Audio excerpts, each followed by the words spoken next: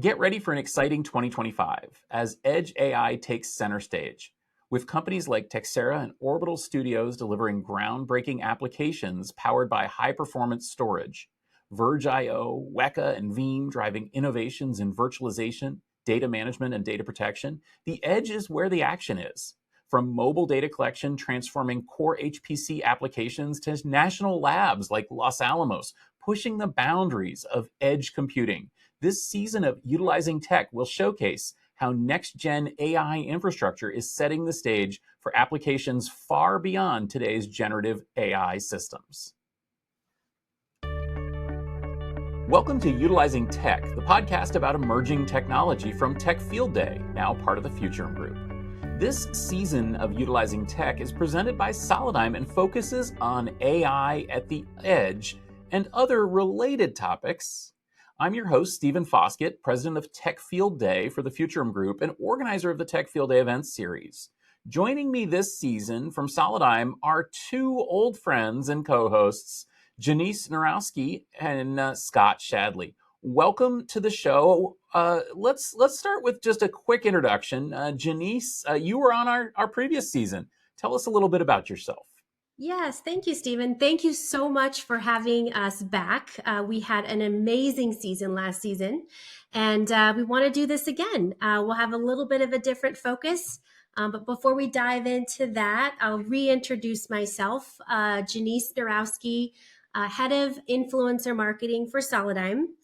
I've actually been in the industry now for 14 years, focused on storage, so I've got some knowledge under my belt, but what I'm really excited about in doing this season is talking to more of our ecosystem vendors and partners and, seeing what they're up to with Edge and AI. It's an ever evolving thing. I mentioned I've been here 14 years, but every day is a new day. So I'm really excited about this season.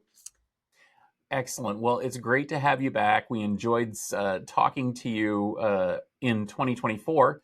And also joining us this time around is an old friend of mine from the industry as well, Mr. Scott Shadley. Scott, tell us a little bit about yourself. Hey, Stephen. It's good to be back on camera with you again. So I've been doing this a little bit longer than Janice, and I won't say how many years because it's starting to sound like too many. Right now, I'm focused on what we'd call evangelism. My goal in life right now is to help produce content and valuable added information related to how Solidigm is helping our customers in the industry grow. So it's not necessarily just about revenue. It's about making sure people know how to use the technology that we have. And that's kind of a focus for me now. But been excited. As you mentioned, we've been friends. I think 2011 is when we officially kicked off this relationship. So it's been a few years. Absolutely. And I'm so happy to see you at Solidigm. I'm so happy to get you involved in some stuff. Scott, you've also done some other field day stuff with us and joined me as well on the Gestalt IT rundown. So Absolutely. It's pretty neat to have you here. I am Stephen Foskett. As I mentioned, I'm the organizer of the Tech Field Day series. I'm also specifically focused on Edge and AI Field Day. And wouldn't you know it, that's what we're going to talk about here. So this is a topic that has come up repeatedly at Edge Field Day, AI, the importance of AI at the edge. And at AI Field Day, the importance of the edge for AI and the growing aspect of AI becoming, and specifically AI applications and AI inferencing becoming increasingly important at the edge. We have talked about this on previous episodes of utilizing tech focused on AI. We heard about it from companies presenting at AI Field Day. Essentially, once all the training and all that sort of backroom stuff is done, all of these applications are going to be deployed at the edge. And that results in special requirements for edge servers in order to meet this need. Now, I myself am doing this. I actually have AI inferencing running on a Google Coral TPU on an Intel NUC at an edge location as an experiment myself. It's really cool to see what you can do with these chips, but it has driven home the importance of having high performance storage, high performance networking, the kind of bandwidth that's happening. All of this stuff is really being rolled out, and that I think is what is so exciting about this season, because Solidigm is a very partner centric company. It's a company that has lots of important, basically friends in the industry that all need what you got, which is, high performance storage layer that can go with the rest of the application that they're building, whether it's a storage company or a completely different company. And that's, I think, what we're going to look at this season on utilizing tech for utilizing AI at the edge. So, Janice, what are the main edge applications and edge use cases that you are concerned about and that are demanding the kind of performance that you can bring? Yeah, I think, if you take a look at it, there's so many things you could go after, right? So many different verticals. But I think where we're seeing some of the largest opportunity in an area that I'm really passionate about is healthcare, right? It's AI is revolutionizing healthcare, and specifically edge computing, where you're getting those boxes closer to the physician and the patient, being able to collect that data instantly and feed that data back to the doctor and not have to wait, 2 to 3 weeks for your results. So that's one of them. I think another area we're seeing innovation is, if of course, in the HPC space, right? When you think about high performance computing, looking at the Earth's crust, if you will, through the middle of the Pacific Ocean, putting those boxes on large vessels like a ship, right, and being able to collect that data instantaneously, similar to the hospital organizations, right, I think is another big one for us.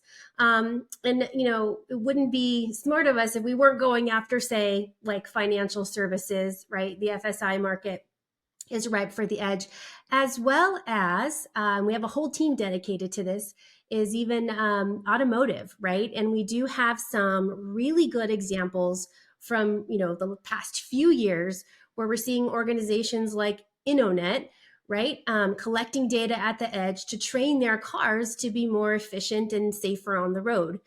We have some also with some bigger deals, right, with some other automakers that I can't necessarily name here, but he's a very well-known individual, if you will, and you probably some of you guys might be driving their cars. But those are just a few examples that we see, and sure, there's more. And some of the solutions we're building are really dedicated to some of those examples. Yeah, I mean, it's interesting to your point about the exploration of the edge, and one of the things I find most interesting that look forward to participating in this series on is, what does that really mean? Like, the edge is what? There are so many different definitions by all the different people: near edge, far edge, endpoint, whatever the case may be, and the markets continue to evolve, right? There's even things like the energy market, and we start talking about the recent issues that happened down in LA, with the fires that took place in January. There's always this opportunity for AI at the edge to solve even greater problems in unique environments like the energy space. And there's opportunities for stuff like that to occur as well. So overall, the idea that putting storage closer to where you generate the data, right? Because one of the biggest things about AI is it needs data. And the data currently today is all about memory feeding some form of a PU, an XP, GPU, CPU, whatnot. But really, that data has to sit somewhere too, and that's really the key cornerstone of where I look at where Solidigm comes into play. Whether it's the high performance, the high capacity, whatever you look at, that's where we're going to see a lot of effort put into the edge with AI and or storage as we progress through 2025.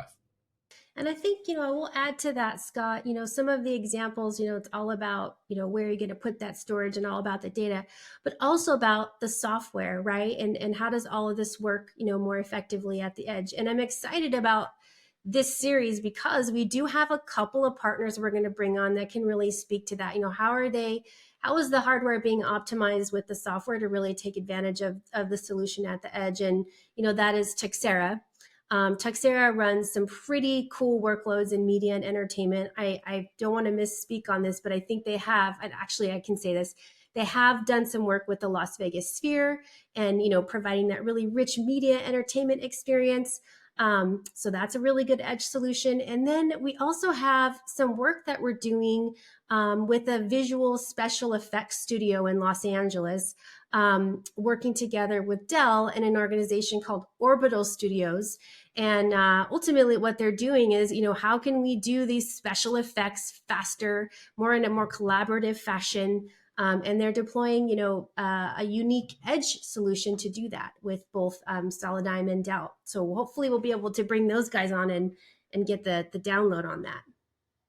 Yeah, it is interesting when we did our Edge Field Day events and when we've done Edge as a topic here on utilizing tech, Scott's question does come up, and I think that the examples that you just gave, Janice, are really illustrative of the fact that Edge really, it's defined more by what it's not than by what it is. What we said at Edge Field Day recently was essentially Edge is everything that's not data center and not cloud. In other words, it's things that are not confined.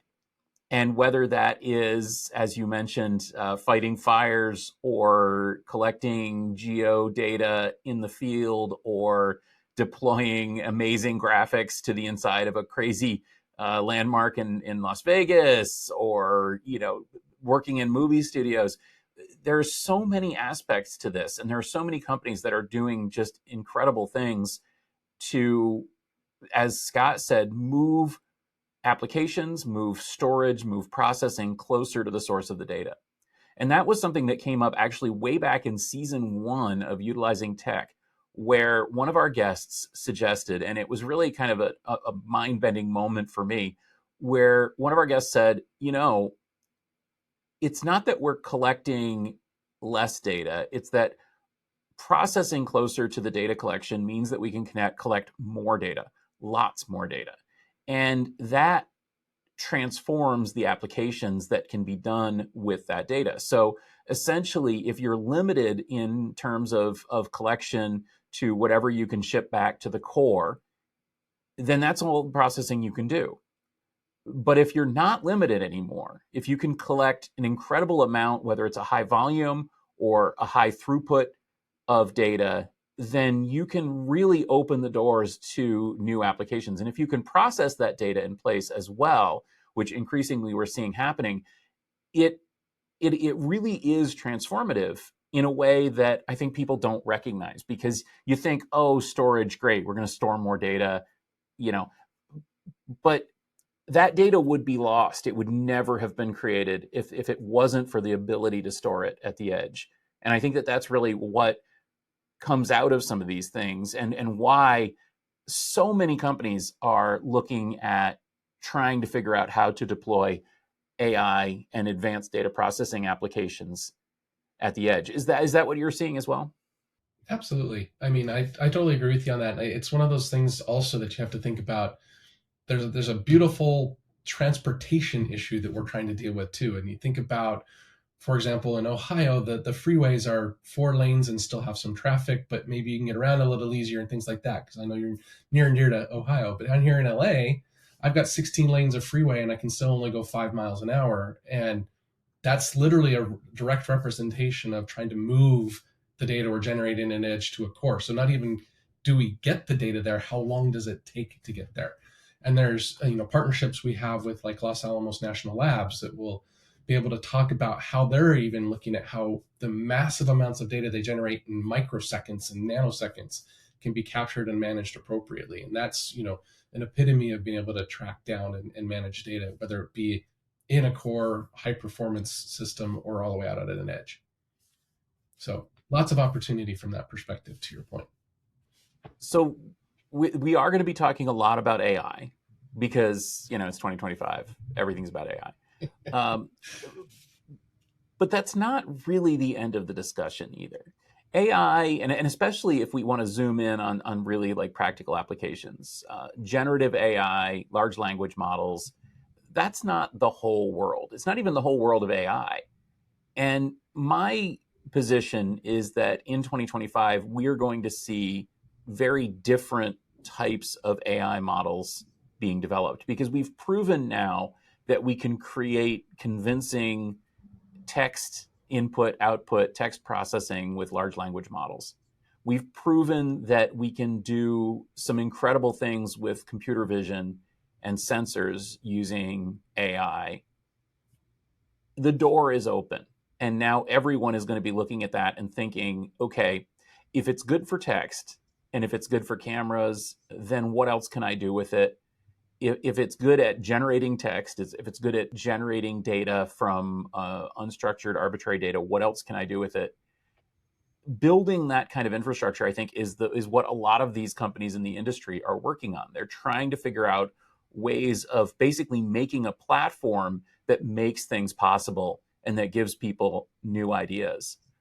What elements of that platform are requiring this kind of high performance storage, and what new ideas do you think are going to come on the based on the availability of that infrastructure at the edge?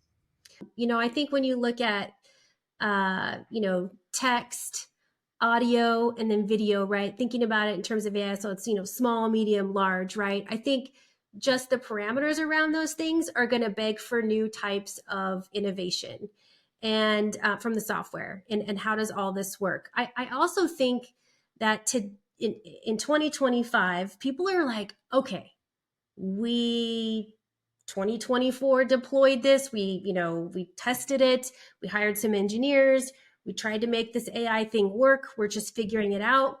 Prior to 2024 was 2023. It was like when the big boom started to happen, everyone was like a frenzy around it.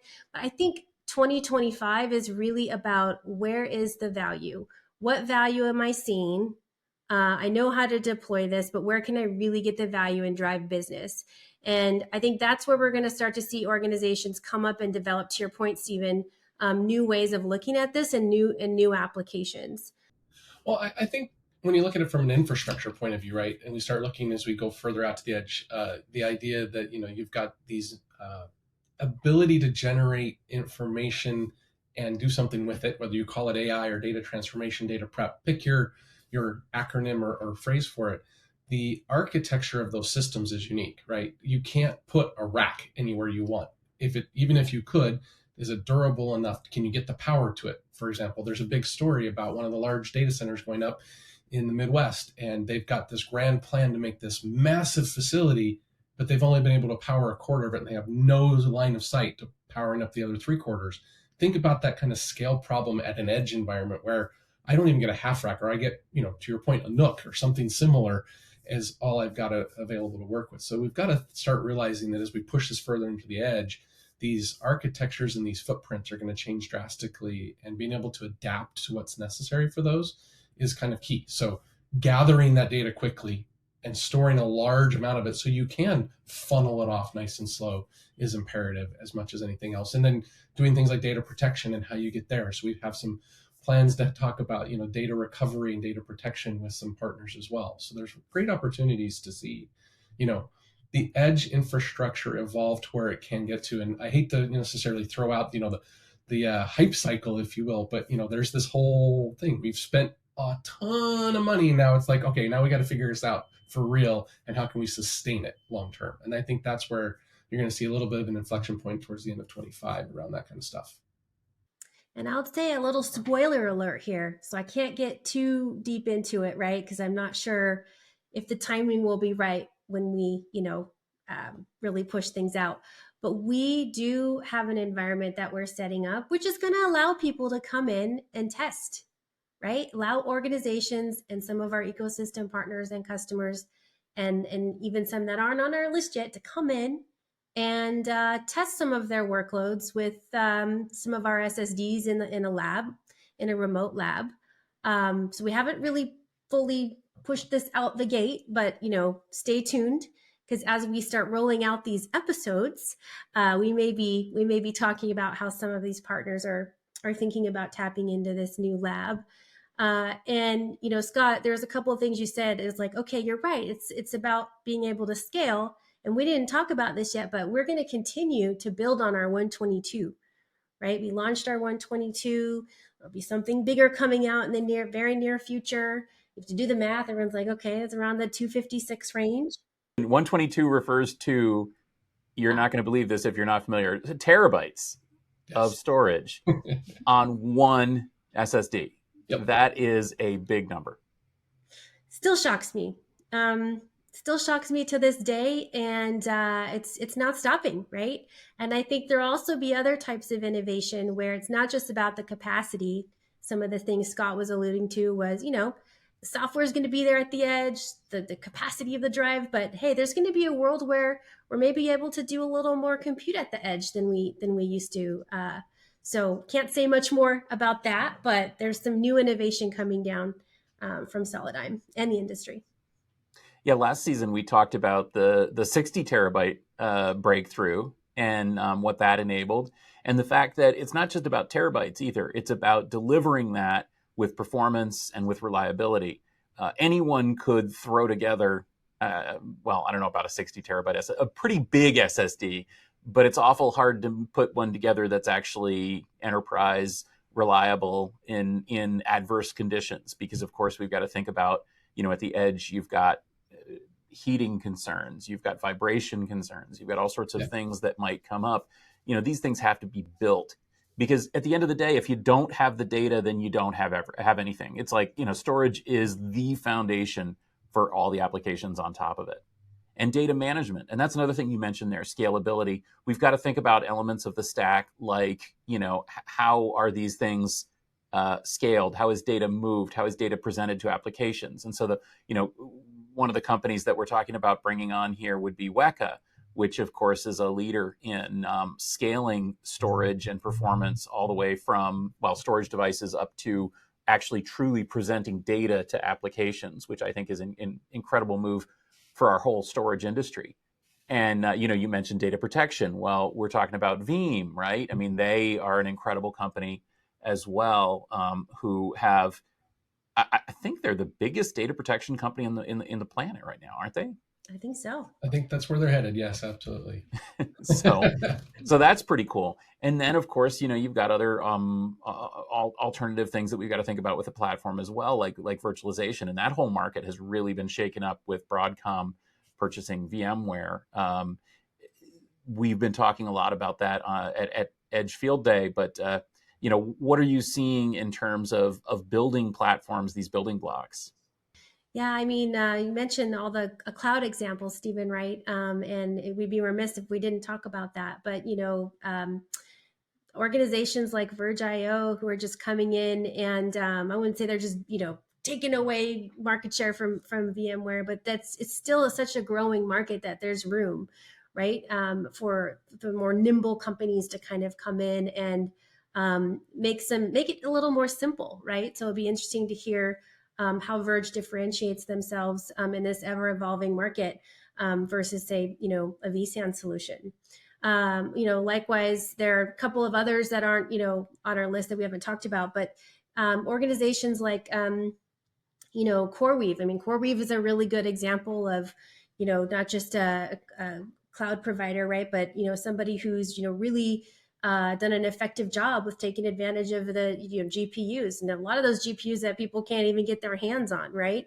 But they've also leaned into storage as well, and that's been a very important ingredient to their success and their solution. Yeah, and I think kind of leaning back to the virtualization piece of it and things like that, another aspect of it where Solidigm sees the need when you talk about something like a 122 terabyte drive, right? Massive capacity, but how do I split it up or share it effectively? And so we actually participate quite heavily in a lot of the standards works that are being done around that, kind of shifting gears a little bit from customer partnerships, but industry driving things like NVMe or NVM Express and SNIA and those other organizations, OCP. We help put things in those platforms and those projects and those specs, revs, whatever you want to call them, that help people be able to utilize the technology more to allow us to spread the wealth, virtualize more, do this, do that with the technology, which are things you just simply can't do with other forms of storage. I have to say, public service announcement once again, that Scott Shadley sits on a lot of the boards of those organizations. So we're really lucky to have you, Scott, for that reason, but you do have a wealth of knowledge there. So just so the audience knows, if they have questions, they can go to you. Absolutely. And Scott, that's, I think, one of the coolest things as well about having a company like Solidigm that is not you know, I don't know, basically it's a friendly company to the whole industry. It really helps because it means that you can participate very openly in activities like that help us all.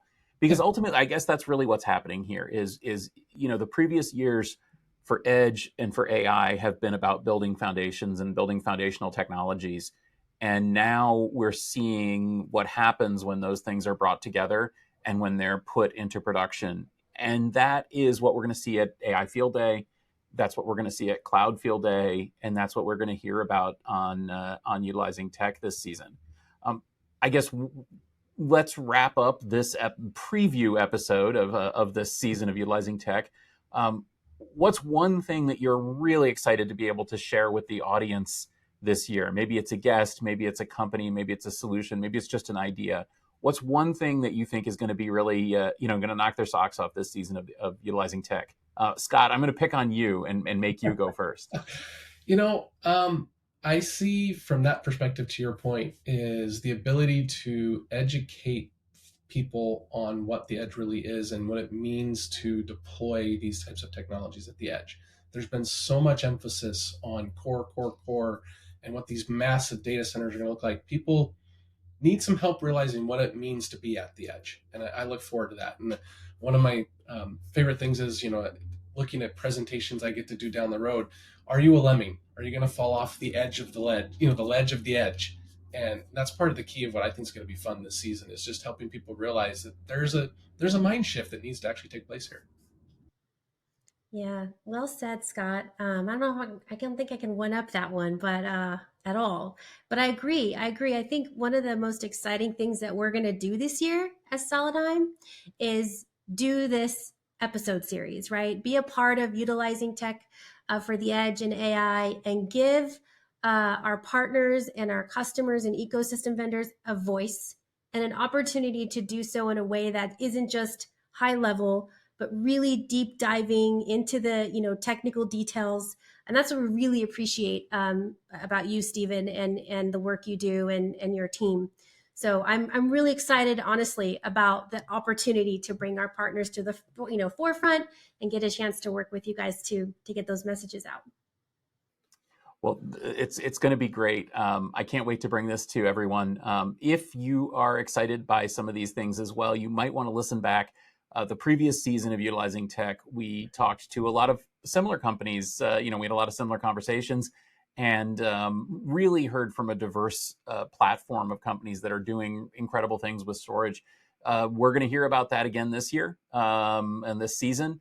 We'll bring you a new episode every Monday, starting now. So please do tune in, subscribe, enjoy. And I hope that each of these episodes is interesting and exciting. So Janice and Scott, thank you so much for joining me today. Really looking forward to this, the recordings of these episodes, really looking forward to hearing what the audience has to say. Before we go, please let us know again who you are and where can we connect with you? Where can we continue this conversation? Let's start with you, Janice. Sure. So again, Janice Narowski, and I can be found on LinkedIn. So please feel free to just reach out. I would also love for you to go to solidigm.com /AI, and you'll see some really interesting pieces there. And happy to circle back with any questions you have. Thank you. And I'm Scott Shadley, also on LinkedIn. Pretty easy to find me there. I'm one of the only ones out there that's a Scott Shadley, believe it or not. Of course, I can't compete with Norowski, but and I'm also on the former Twitter platform, X, as well, and looking to have some fun and share also on solidigm.com /AI. And as for me, Stephen Foskett, you'll catch me on the socials at sfoskett, pretty much everywhere. You'll also see me most Tuesdays on the TechStrong Gang, most Wednesdays on the Gestalt IT Rundown, and of course, right here on the Utilizing Tech podcast on Mondays. Thank you very much for listening to this episode, this first episode of a new season of Utilizing Tech.